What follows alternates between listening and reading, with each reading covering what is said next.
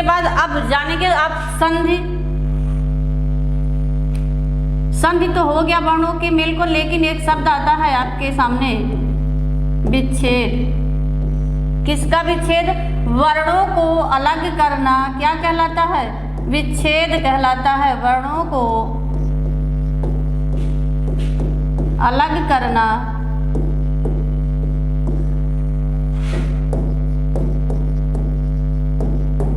विच्छेद कहलाता है। वर्णों को अलग करना क्या कहलाता है? विच्छेद कहलाता है। और कैसे देखेंगे कि किस वर्ण की बात कैसे अलग करना, कैसे वर्णों को अलग किया जाता है। तो जैसे आपका ई है, इसका जब आप विच्छेद करेंगे तो ई प्लस ई, यही क्या है? विच्छेद। जैसे आपका दे दिया ए, इसका विच्छेद करेंगे तो ये चीजें रही कि वर्ण संधि किसे कहा? वर्णों के मेल योग संयोग को संधि कहते हैं। विच्छेद किसे कहा जाता है? वर्णों को अलग करना क्या कहलाता है? विच्छेद कहलाता है। जैसे दीर्घ ई है तो ई प्लस ई बराबर ई, तो विच्छेद कहलाता है। इसके बाद संधि जो विच्छेद किया जाता है वो किन किन शब्दों, किन किन वर्णों के योग से कैसे बनता है, ये चीज जानेंगे। तो जो संधि का मेल होता है, वर्णों का मेल होता है, तो कैसे होता है? तो संधि का जो मेल योग संयोग होता है, तो जो पहला वाला शब्द होता है, जो पहला वाला शब्द होता है,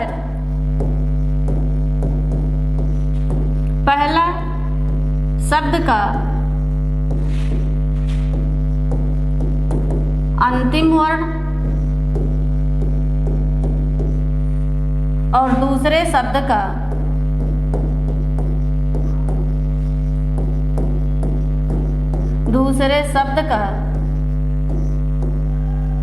पहला वर्ण। कैसे? वही देखेंगे हम। जैसे आपका आ गया पुस्तकालय,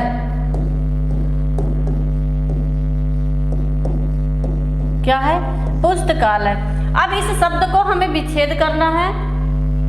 जैसे अभी तो विच्छेद सारी चीजें जानेंगे, तो पुस्तकालय में कौन सी संधि है? स्वर संधि है। स्वर संधि में कौन सी संधि है? दीर्घ स्वर संधि। लेकिन अब यहाँ पे हमको जानना है कि जैसे जो ऊपर लिखा गया वो क्यों लिखा गया? पुस्तक धन आलय। इसे पहला शब्द, इसे दूसरा शब्द कहा जाता है। अब देखें कहा गया कि पहले शब्द के अंतिम वर्ण, यानी कि जो पुस्तक शब्द में का में क्या है आपका? आ, और दूसरे शब्द का कौन सा वर्ण? पहला वर्ण। तो यहाँ पे क्या है आपका? दीर्घ आ। तो दोनों मिलकर क्या बने आपका? दीर्घ आ। तो यही चीज संधि बनती कैसे है? तो पहले शब्द के अंतिम वर्ण से और दूसरे शब्द के पहले वर्ण के मिलने से जो विकार उत्पन्न होता है, जो परिवर्तन होता है, वही आपको बताता है कि संधि में वह कौन सी संधि होगी। तो यहाँ तक चीजें आपने जाना। इसके बाद आप आगे नेक्स्ट, इसके बाद आप जानेंगे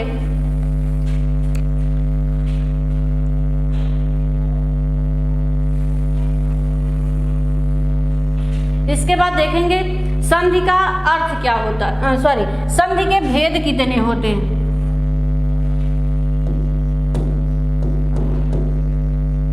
संधि के भेद, तो संधि के भेद कितने होते हैं? 3 होते हैं। कौन कौन से होते हैं? नंबर 1 स्वर संधि, नंबर 2 व्यंजन संधि, नंबर 3 विसर्ग संधि। स्वर संधि, व्यंजन संधि और विसर्ग संधि। देखिए जब वर्णमाला पढ़े तो हमने एक नाम और आपको दिया था, स्वर संधि को अच संधि भी कहा जाता है। क्या कहा जाता है? स्वर संधि को अच संधि कहा जाता है और व्यंजन संधि को हल संधि भी कहा जाता है। और जो विसर्ग की बात आएगी तो विसर्ग का कहने का मतलब वहाँ पे होता है कि धन के पहले अगर विसर्ग आए और बाद में कोई भी भिन्न स्वर भी आ सकते हैं, व्यंजन भी आ सकते हैं, तो उनके विकार से परिवर्तन, यानी कि विकार जिस वर्ण का रूप ले लेता है तो वहाँ निर्धारित करता है कि वहाँ पे कौन सी संधि होगी। तो स्वर संधि को हम अच संधि कहते हैं, व्यंजन संधि को हम हल संधि भी कहते हैं और विसर्ग संधि जो है। तो इस तरह से आपके संधि के कितने भेद हुए? संधि के 3 भेद होते हैं, स्वर संधि, व्यंजन संधि और विसर्ग संधि। इसके बाद देखते हैं फिर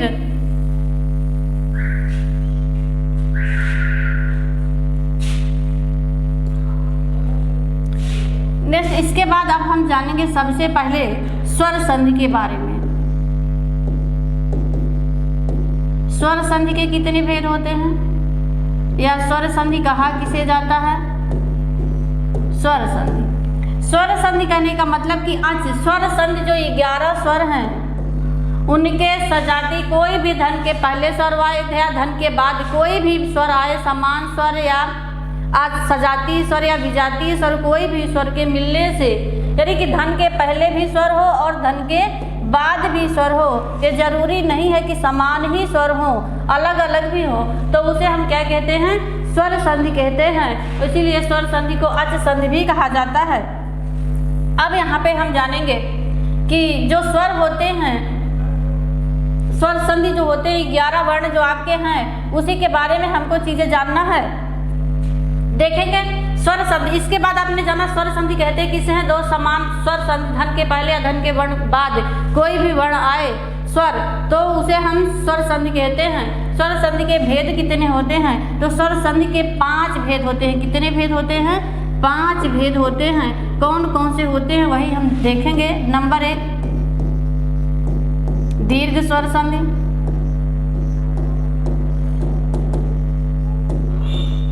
नंबर 2 यण स्वर संधि,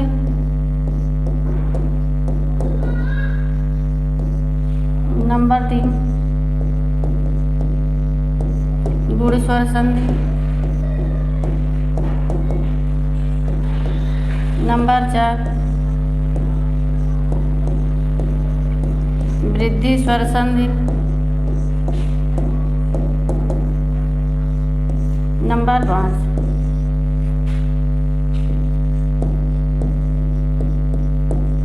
अयादि स्वर संधि।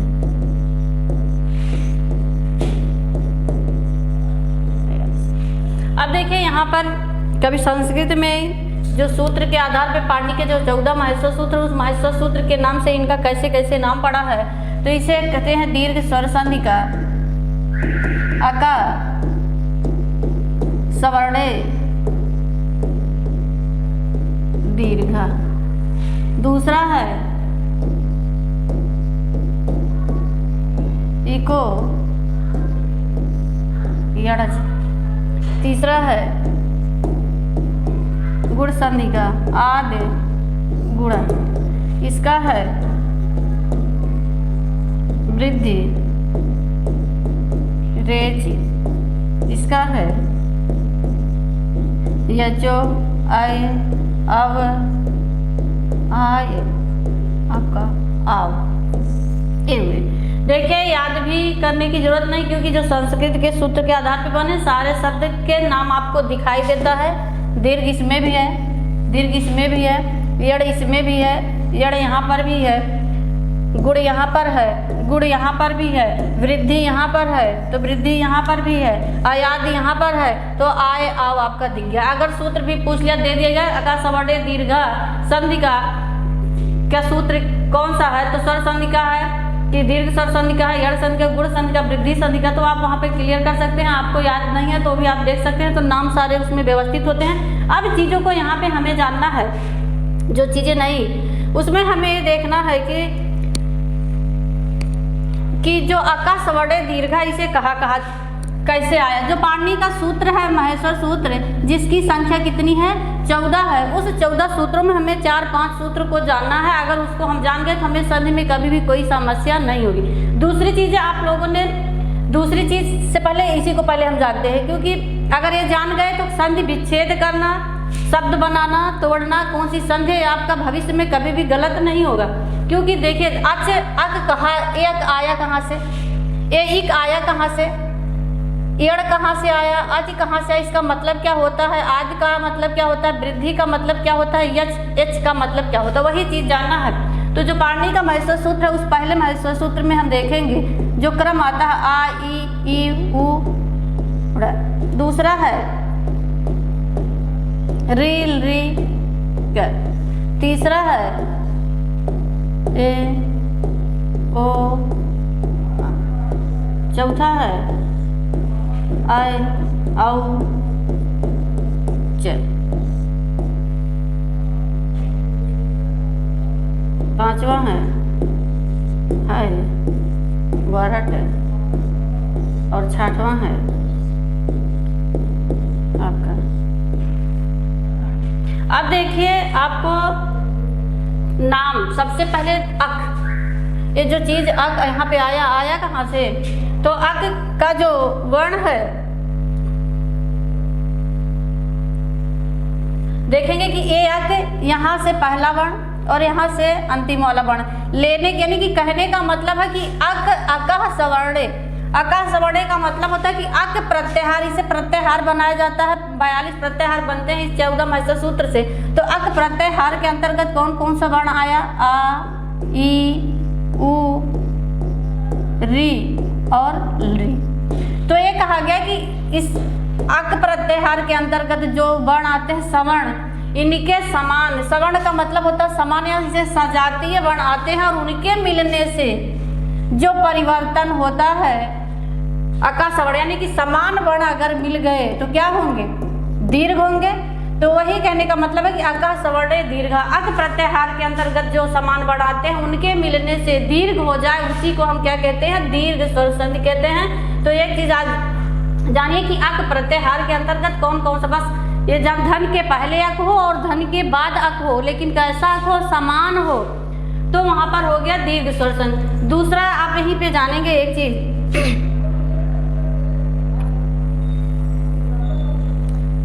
अब देखेंगे यण बना कहाँ से? यण प्रत्याहार आपका आया कहाँ से?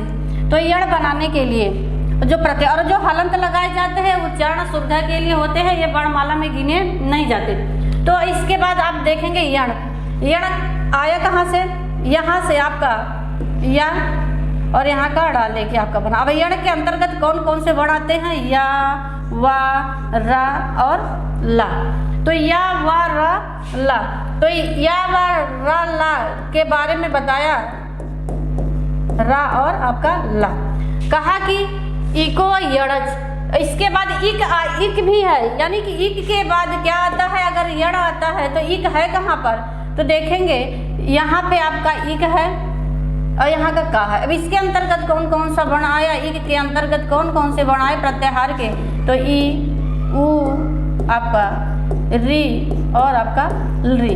तो यण संधि कहता है कि अगर धन के पहले इक हो, यानी इक प्रत्याहार के अंतर्गत ये जो 4 वर्ण आते हैं ई, उ, रील, री, वो, और बाद में कोई भी भिन्न स्वर हो, अच, यहाँ पे दिया इको यड़ची, लास्ट वाला क्या है? इसे हम अच, यानी कि बाद में कोई भी कैसा स्वर हो, भिन्न स्वर हो, तो उनके मिलने के बाद ई का या, उ का वा, री का रा और री का ला हो जाता है। और जैसे ही ई का या होता है तो उसके जो पूर्ववर्ती पहले वाला जो वर्ण होता है वो आधा हो जाता है, तो वहाँ पर यण संधि होता है। जैसे एक उदाहरण सिर्फ छोटा सा देखेंगे, जैसे जो बहुत प्रसिद्ध है और बहुत पूछा भी जाता है, स्वागत। अब इसमें आपने स्वागत देखा, तो स्वागत का अगर हम विच्छेद करते हैं, स्वागत का हम विच्छेद करेंगे तो क्या होगा? सुधन आगत, सुधन आगत। अब सुधन आगत ये कहा कि धन के पहले क्या होना चाहिए? इक होना चाहिए। तो इक में यहाँ पर उ है, तो यहाँ पर आपका उ आया, तो उ का क्या हो गया? यहाँ पे कहा कि उ का क्या हो जाएगा? वाह हो जाएगा। तो उ का क्या हो गया? वाह हो गया। और यहाँ पर दीर्घा है, तो दीर्घा की मात्रा गा और ता। आगे कहता कि जिन वर्णों में, यानी उ का वा होगा, वह जो वर्ण होगा वह आधा होगा, व्यंजनांत हो जाता है, तो क्या हो गया? स्वागत। तो इस तरह से आपके यण संधि हुए। इसके बाद तीसरा हम देखेंगे कि आद गुणा। आद गुणा में कहता है कि अगर धन के पहले क्या हो? हरस अ या दीर्घ आ हो और बाद में क्या हो? इक हो। इक का मतलब अभी जान गए कि इक का मतलब क्या है? ई, उ,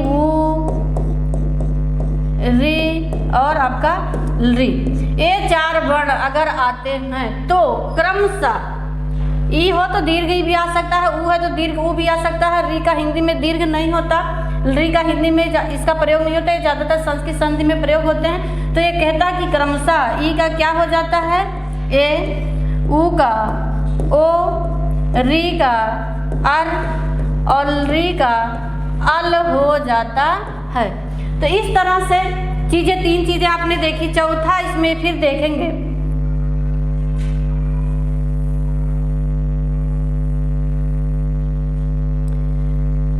वृद्धि रेच। एक शब्द आया रेच, रेच का मतलब यहाँ पर क्या है,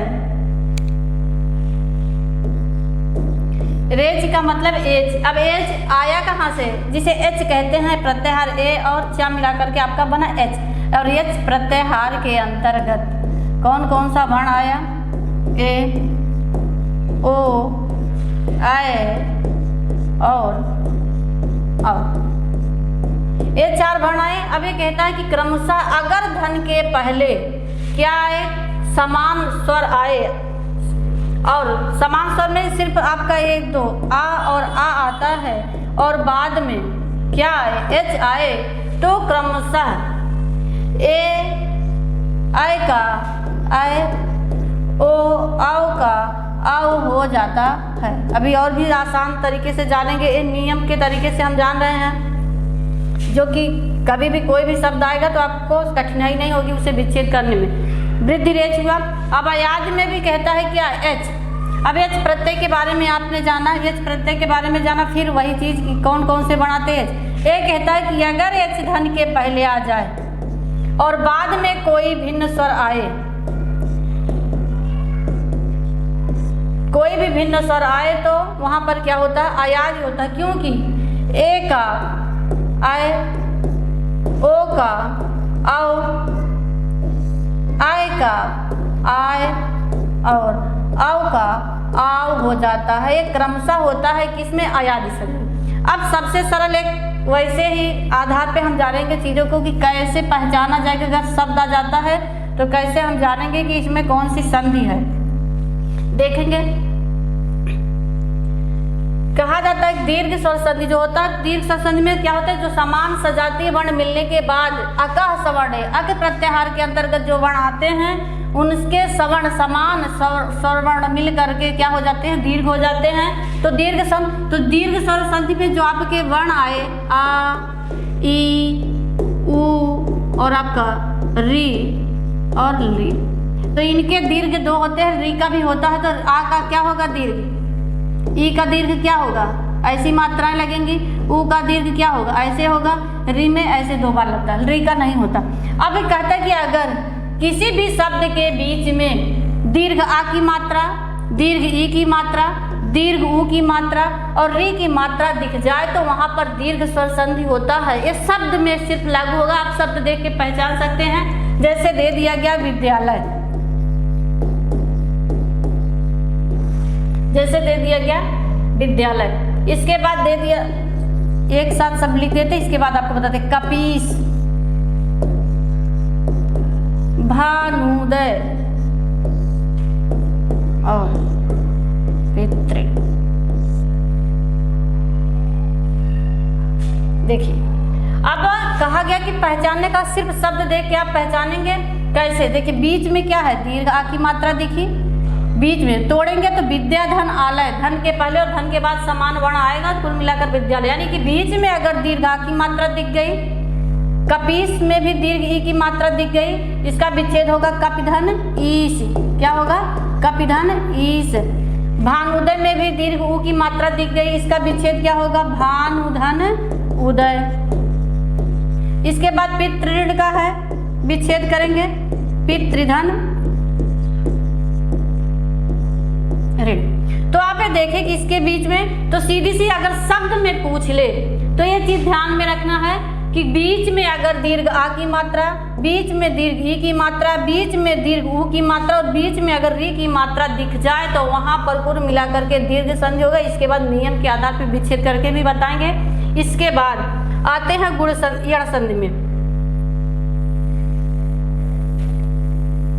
यण संधि में क्या है कि पहचानने का सीधा एक तरीका है कि कहा जाता है कि अगर या वा के पहले, यण संधि में क्या कहा जाता है कि अगर या वा के पहले आधा अक्षर या आधा वर्ण दिखाई दे तो आप वहां पर यण संधि तुरंत देखकर तुरंत यण संधि करेंगे। लेकिन कैसे, वही चीज जानना है। और किसी भी शब्द के बीच में, ये तो हो गया कि या वा के आगे अगर आधा वर्ण दिखाई दिया,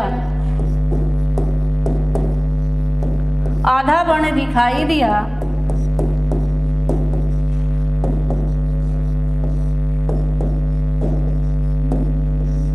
तो वहां क्या होगा? यण संधि, यण संधि होगा। अब वही चीज ध्यान में रखना कि कैसे क्या होगा। जैसे स्वागत इत्यादि, ये दो चीजें आपको दिखी। दो चीजें जो आपको दिखी, इसमें आपको देखना क्या है? देखिए, वा के पहले आधा वर्ण, या के पहले आधा वर्ण, तो कौन सी संधि आपकी बनी? यण संधि। लेकिन एक नियम और कहता है कि अगर किसी भी शब्द के बीच में त्रा, ऐसे भी कुछ लोग लिखते हैं, ऐसे भी लिखते हैं, दोनों सही है। तो अगर किसी भी शब्द के बीच में त्रा दिखाई दे, किसी भी शब्द के बीच में त्रा दिखाई दे तो कौन सी संधि होगी? यण संधि होगी। विच्छेद किया जाएगा नियम के आधार पे तो बताया जाएगा। लेकिन यहाँ पर एक चीज जाने कि कैसे होगा। जैसे पित्रादेश, और बहुत सारे लोग ट्रिक के आधार पर एक डंडे देखते ही गुण संधि मारते, लेकिन देखिए बीच में क्या है? त्रा। कैसे बना? विच्छेद जब होगा तो एक प्रत्याहार के इसका विच्छेद क्या होता है? पितृधन आदेश, पितृधन आदेश। तो री आया, यानी कि ई का वर्ण जो अगर धन के पहले आता है तो आपका यण संधि बनता है। तो तीन चीज रखना है कि अगर किसी भी शब्द के बीच या वा के आगे आधा अक्षर या वर्ण दिखाई दे, और या किसी भी शब्द के बीच में अगर त्रा दिखाई देता है तो कौन सी संधि होगी? गुण यण संधि होगी। नेक्स्ट फिर हम देखते हैं तीसरा, गुण संधि का ट्रिक। गुण संधि का जो ट्रिक है, गुण संधि का जो ट्रिक है, कहा जाता है कि अगर किसी भी शब्द के बीच में ए और ओ की मात्रा दिखाई दे तो वहां पर कौन सी संधि होती है? गुण संधि होती है। कैसे?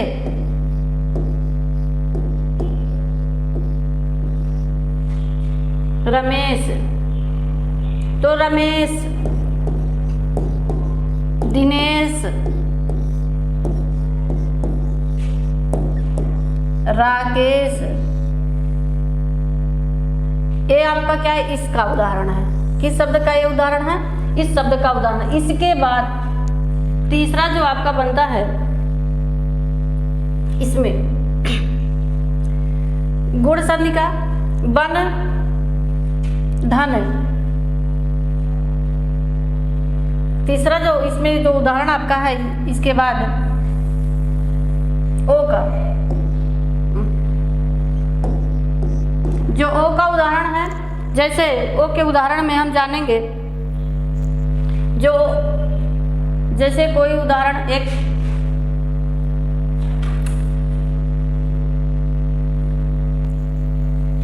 जैसे माहौर, होर में, गोर में, तो बीच में क्या है? ओ दिखाई दिया। तो किसी भी शब्द के बीच में ए की मात्रा या किसी भी शब्द के बीच में ओ की मात्रा दिखाई दे तो कौन सी संधि होगी? गुण संधि होगी। तीसरा पहचानने का तरीका है वृद्धि संधि। वृद्धि संधि में कहा जाता है कि अगर किसी भी शब्द के बीच में आई की मात्रा या औ की मात्रा दिखाई दे तो वहां पर वृद्धि संधि होती है। जैसे सदैव, बनौषध, तथैव। तो देखिए यहाँ पर आई की मात्रा और यहाँ पर औ की मात्रा आपको दिखाएगी। तीसरा पहचानने का तरीका आपका है यही, इसी में जानेंगे अयादि संधि का। अयादि संधि में क्या कहता है अयादी संधि कहता है कि अगर किसी भी शब्द के बीच में या और वा दिखाई दे तो वह अयादी संधि होता है। दूसरा पहचानने का तरीका है कि अगर ज़्यादातर अधिकांशतः 3 वर्ण से अधिक नहीं होते हैं, जैसे पवन, पावन, नायक, नायिका, गायिका। तो सारे शब्द के बीच में आपको क्या दिखाई दे रहा है?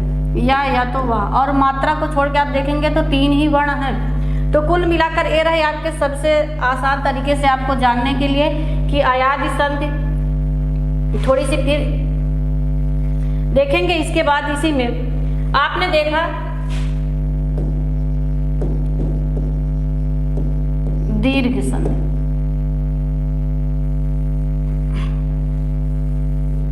दीर्घ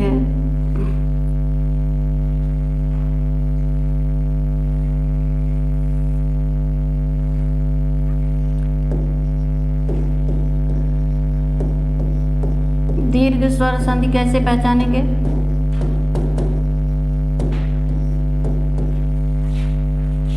दीर्घ स्वर संधि कैसे पहचानेंगे? दीर्घ स्वर में अगर दीर्घ आ की मात्रा, दीर्घ ऊ की मात्रा या री की मात्रा दिखाई दे या दीर्घ ई की मात्रा, तो वहां पर किसी भी शब्द के बीच में अगर दिखाई देता है तो दीर्घ स्वर संधि होगा। जैसे हमने अभी आपको उदाहरण भी दिखाया, विद्यालय, बीच में आ की मात्रा, भानुदय, दीर्घ ऊ की मात्रा, पितृण, री की मात्रा और कपीस, दीर्घ ई की मात्रा। नेक्स्ट यही चीज पहचानने के लिए यहाँ पर आपने देखा स्वर संधि के कितने भेद, 5, पांचों के बारे में आपने उनका सूत्र भी जाना, 5 में पहचानने का तरीका भी जाना। अब क्रमशः बताया जाएगा कि नंबर 1 आपने देखा दीर्घ स्वर संधि का पहचानने का तरीका। ऐसे ही आपको अगले नेक्स्ट वीडियो में गुण संधि, यण संधि, अयादी संधि और वृद्धि संधि के बारे में भी आपको जानकारी मिलेगी। पहचानने का सबसे आंख मूंद के आप देखेंगे कि आंख मूंदते ही आप तो आ गया विद्यालय, बीच में देखा दीर्घ आ की मात्रा तो दीर्घ स्वर संधि, बीच में ऊ की मात्रा दिखाई दिया दीर्घ स्वर संधि, बीच में ई की मात्रा, दीर्घ ई की मात्रा दिखाई दी तो दीर्घ स्वर संधि, री की मात्रा दिखाई दी तो दीर्घ स्वर संधि। और किसी भी शब्द में री की मात्रा का प्रयोग नीचे मतलब दिखाई ही नहीं देता। तो इस तरह से आपके रहे सबसे आसान आधार पर दीर्घ स्वर संधि का ट्रिक। आगे नेक्स्ट वीडियो में आपको गुण का, यण का, वृद्धि का और अयादी का भी ट्रिक दिया जाएगा, कैसे पहचाना जाएगा। इसके बाद हर एक टॉपिक पर आपको विच्छेद करके भी बताया जाएगा कि कैसे संधि विच्छेद तोड़ा जाता है और कैसे मिलने से कौन सी संधि आपकी